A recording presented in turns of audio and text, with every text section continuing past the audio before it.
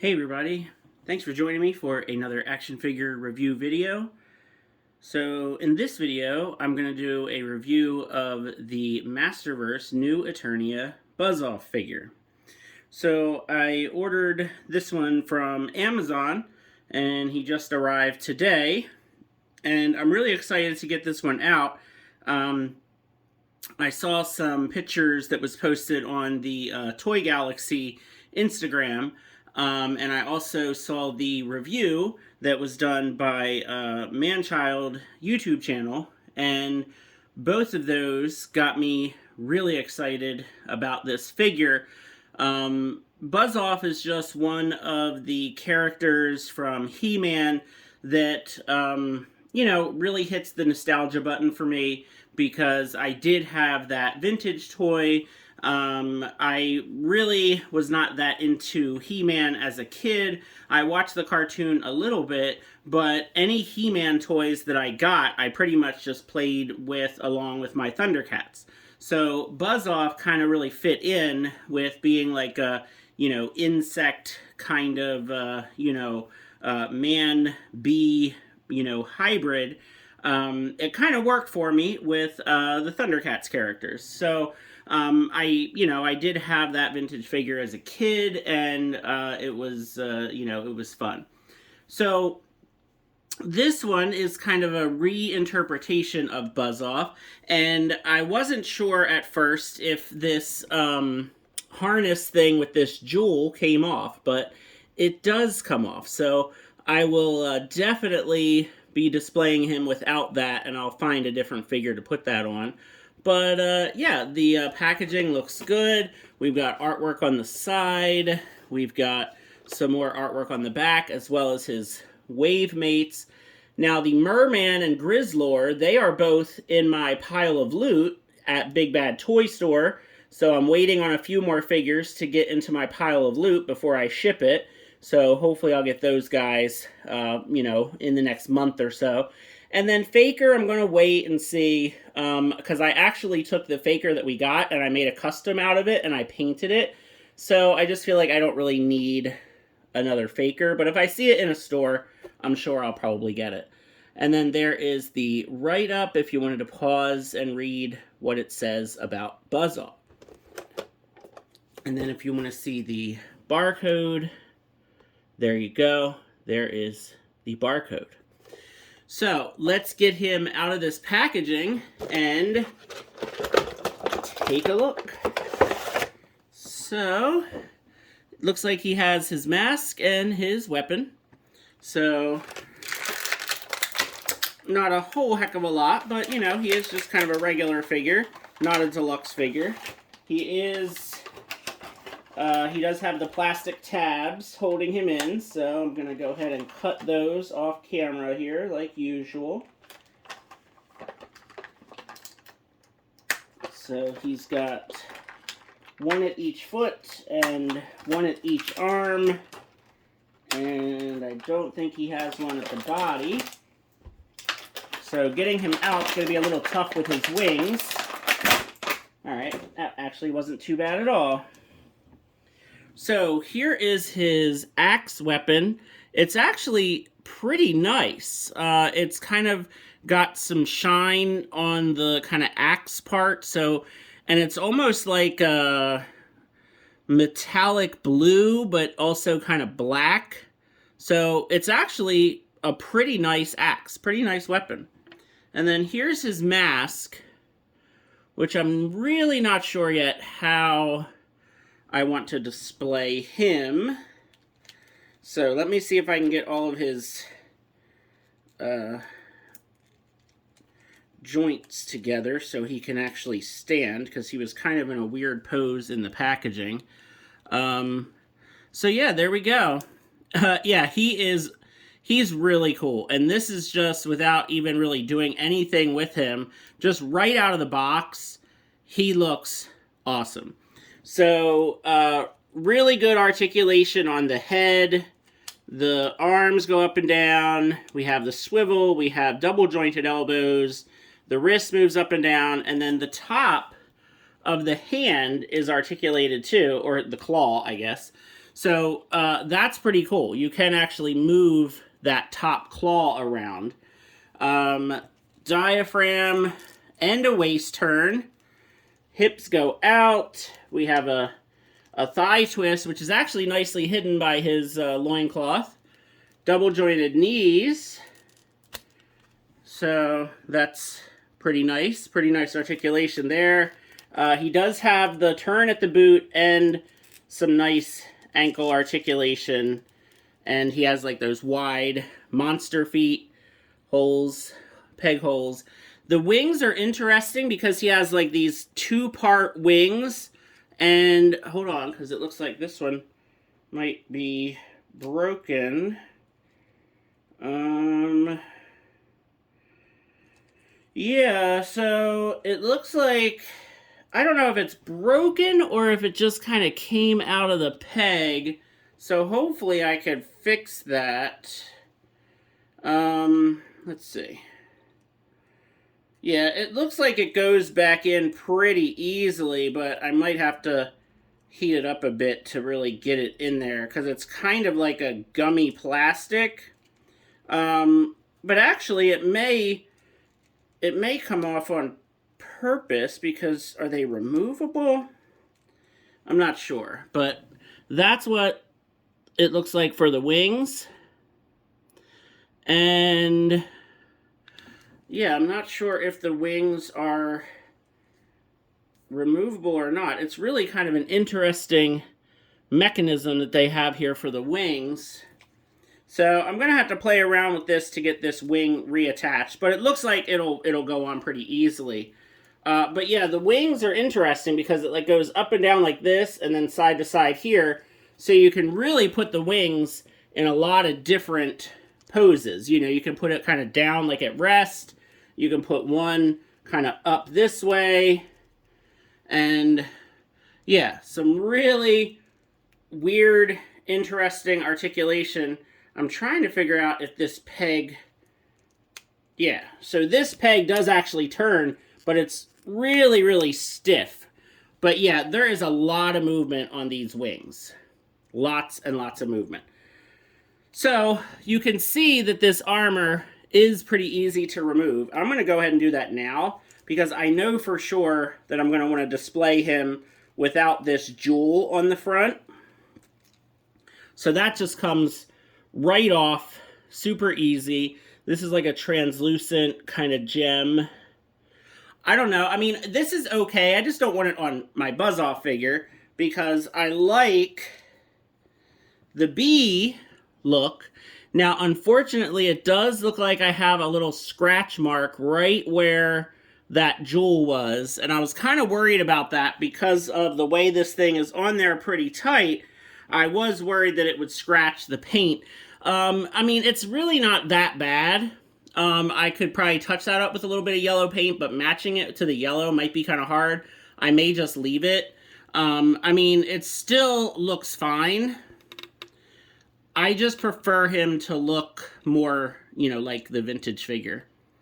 All right, so now let me try to get his wings. I'm just going to kind of try to get his wings out of the way right now. And I'm going to try to get his feet to where he's actually like posed. And yeah, I'll probably try to paint over that scratch because that will kind of bug me.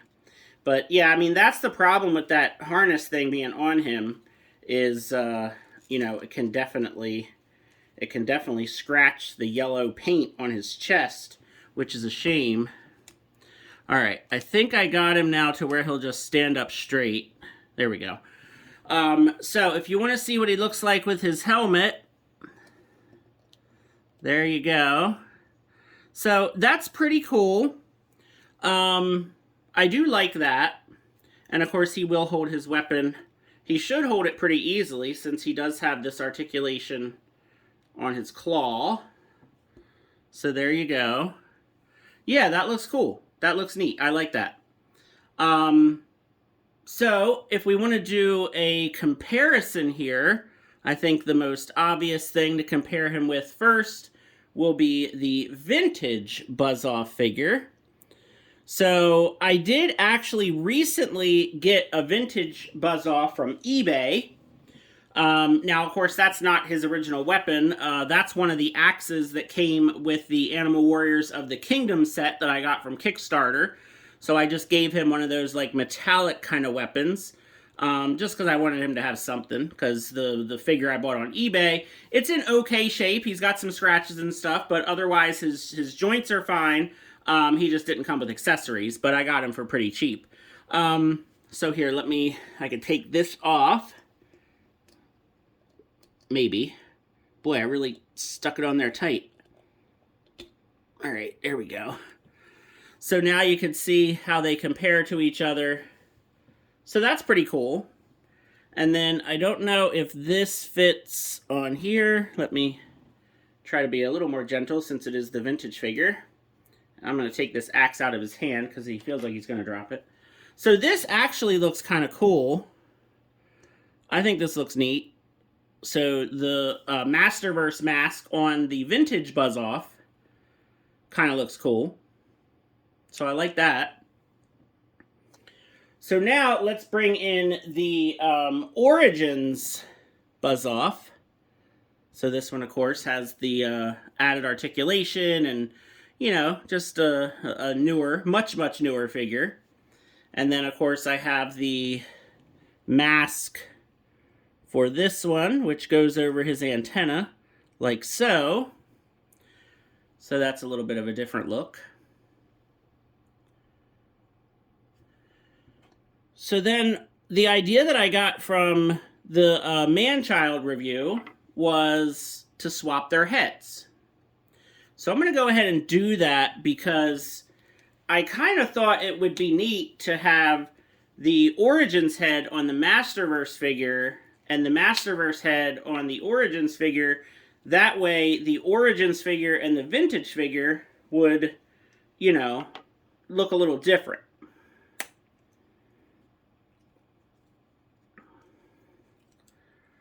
So here is the Origins Buzz-Off with the Masterverse head.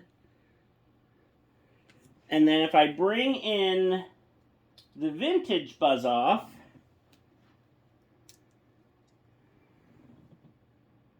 you could see how now they have different heads. Whereas before, you know, this was the head on the Origins figure, and it looked, you know, really similar.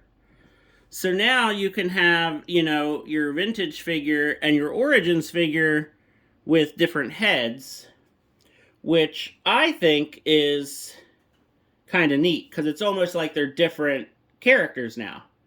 Which is, you know, like different bee people. I forget what their species is. Let me see if it's on the back of this.